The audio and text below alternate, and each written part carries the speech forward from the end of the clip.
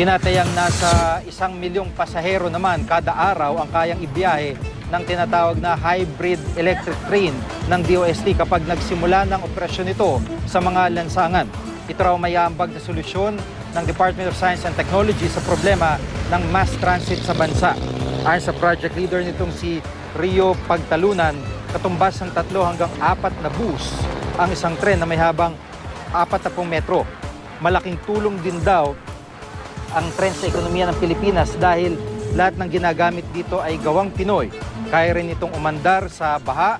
Gayunman, hindi pa muna ito makikita sa mga kalsada. Inaayos pang posibleng partnership kasama ang DOTC o kaya'y mga investor. Sa puntong ito, makakausap po natin sa linyang telepono si Science and Technology Secretary Mario Monteo. Secretary Monteo, magandang hapon po sa inyo. Magandang hapon, Jiggy. At sa lahat ng nanonood. Apo. At dito po sa proyekto ninyo na hybrid train, pwede po nga pakibigyan nyo po kami ng karagdagang detalye tungkol po dito. At paano po ito nagsimula? Ito po ay, ang tawag po namin road train. Ang kadalasan po alam natin ng train ay it ride on a steel track, saka naka-steel wheel. Itong ating road train po ay rubber tired.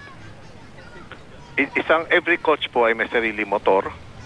Ito po ay hybrid kasi meron din siyang mga battery po. During braking po, pag nag-slow down siya, regenerative siya, ibig sabihin nag-absorb po yung power po, yung baterya, at ginagamit yung power naman during acceleration. Kaya medyo mas matipid siya. Kaya naman po tinawag po natin train kasi very similar po to sa BRT. Tinawag po natin siyang train kasi pwede siyang, yung aming pinakita po sa Clark ay 5 coaches, pero pwede siya madagdagan. Just like any other train po, kasi every coach po may sarili motor. Opo. At itong nakikita natin video, ang ganda po niya, no? Yung po bang mga materialis nito, tama ho, karamihan dito po sa Pilipinas ginawa? Yung body po, lahat ng katawan po, ginawa po dito. Lahat ng pangilalim po available po sa Pilipinas.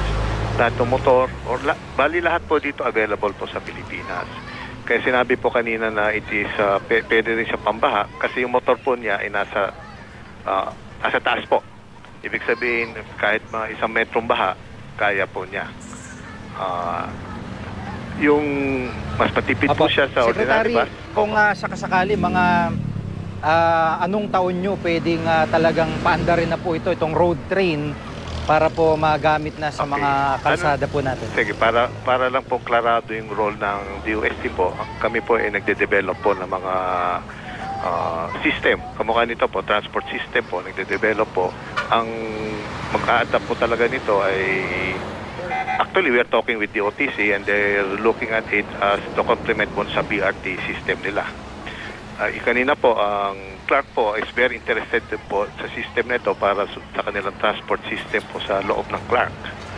So, itong binanggit din kanina, na makapag-ugnayan po kami with both. Dalawa po, yung mga adapters po, kamukha po ng Clark who is very interested, at saka po yung gagawa. Kami po ay we design, we develop, at ililipat po namin to sa interesado ng mga fabricator o gagawa po. We will transfer po the know-how and the technology. Oversight po kami na yung pag meron silang ginawa, ang quality nila ay sang-ayon po doon sa gusto natin. Ngayon, kung ready na po ito, matagal na po ito tinetesting sa Clark. Siguro, I don't know, mga baka 6 na buwan na at pumasa na po sa lahat na required testing. So, tingin namin po ito is almost very, very near roadworthy na po. So, pwede na talaga magamit po. Apo, maraming salamat po sa pagkakataon at congratulations po dito sa inyong proyekto. Si Secretary Mario Monteo ng DOST. Maraming salamat. Thank you po.